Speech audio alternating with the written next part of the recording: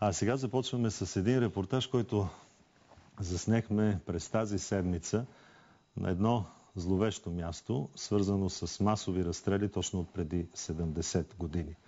Тръгнахме по следите на един неизвестен свещенически гроб и ето на какво се натъкнахме.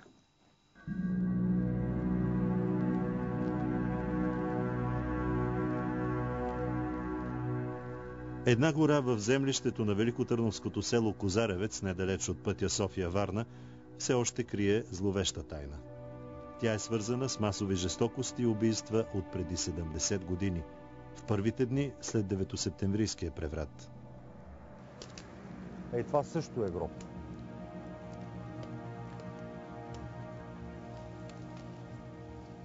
А тук бяха 5 или 6 човека.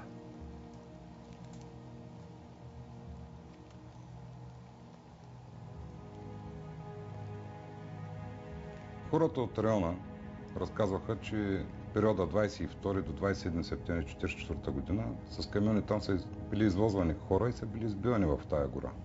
Един възрастен човек показа къде са точно гробовете. Моят дядо по майчина линия, 1944 година есента, имал нива там и вързал воловите да спасат докато работи. И казва, животните почнаха да мучат. Оплашени такива дърпаца. Той отива и вижда незаровени трупови на доста хора и започва той сам да ги заравя. И 90-та година дойде там, показа ни мястото точно къде. Ние бяхме 7-8 човека, млади момчета тогава. Почнахме да копаем и установихме първия гроб. И така започна цялата история.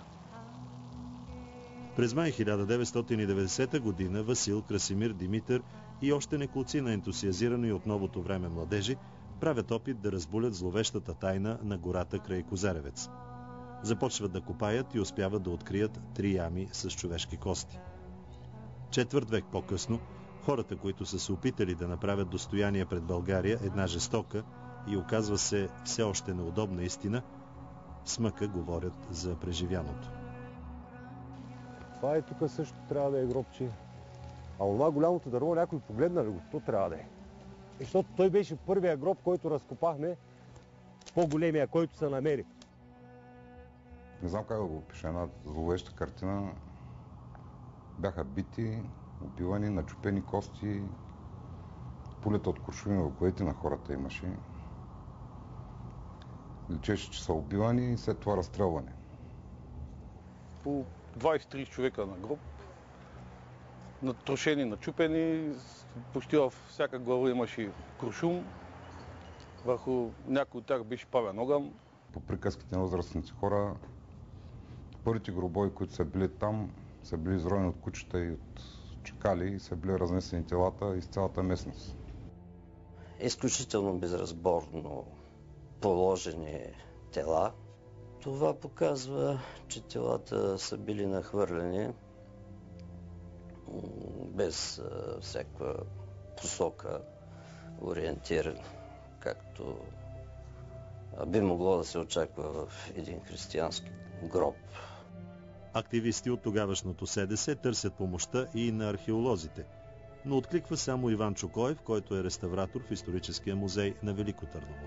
Това бяха следите от заможни хора, най-просто казано, най-грубо казано.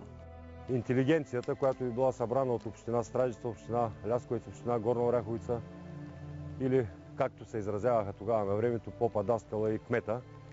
Имаше останки от много добри платове. Хората са били, поне част от хората са били с костюми, то добри костюми. В единия гроб имаше един малък скелет, предполагахме, че е на дете. След като хората са били нахвърлени в този трап и заринати с известно количество пръст, подавали са се ръце, крака, налагало се да мине камион отгоре, да бъде до някъде скрито това, което е направено, колкото може. Следващия гроб, който разкопахме, намерихме свещеник. Не знам дали хората са били голи, но обувки почти не намирахме в гробовете. Свещеника беше около 2 метра висок, скелета. Имаше 2 фрактури на шийните прешлени. Може би последствие на удара с кирка. Отзад в тила стоеше забита кирката с острото, като дръжката беше счупена на около 10-15 см. Беше запазено расото, кожения колан, молитвеника, сребърно кръстче, което било на гърдите му, беше паднал по очи. Краката бяха сгънати, понеже гроба беше плитък и къс. Имаше останки от църковни книги. В някаква степен хартията се беше запазила и се виждаше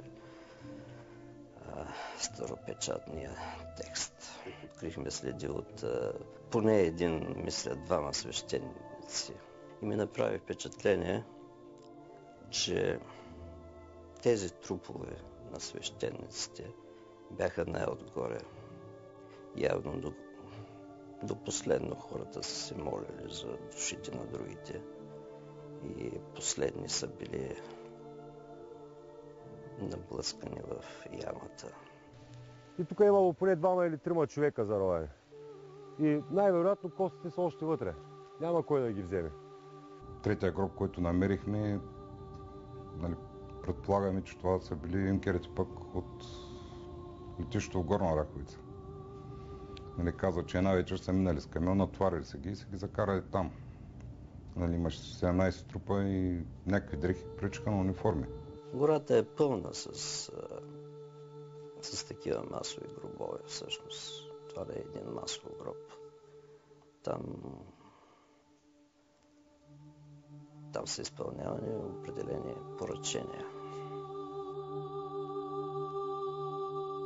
Каква е съдбата на палачите? Къде се намират откритите тленни останки на избитите в гората край Козаревец в края на септември 1944? Какво направи за паметта на тези жертви търновският митрополит Григорий, който е родом от същото село? Какво се случва с разкопките преди четвърт век? Разбулена ли е напълно тайната на масовите гробове? Отговорите очаквайте в следващите издания на Вяра и общество.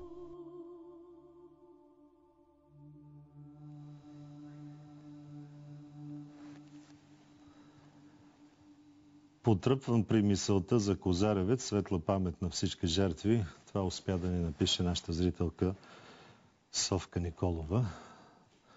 Простете вълнението ми, уважаеми зрители, но струва ми се, че трябва да потръпнем при мисълта, че Козаревец не е единствената гора в България, която може би пази тази тайна. На 10 ноември ще честваме 25 години. 25 години ще честваме на 10 ноември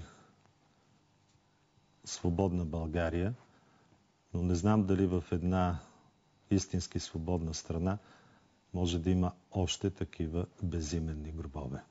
Темата, както обявихме, продължава и в следващите издания на Вяра и общество.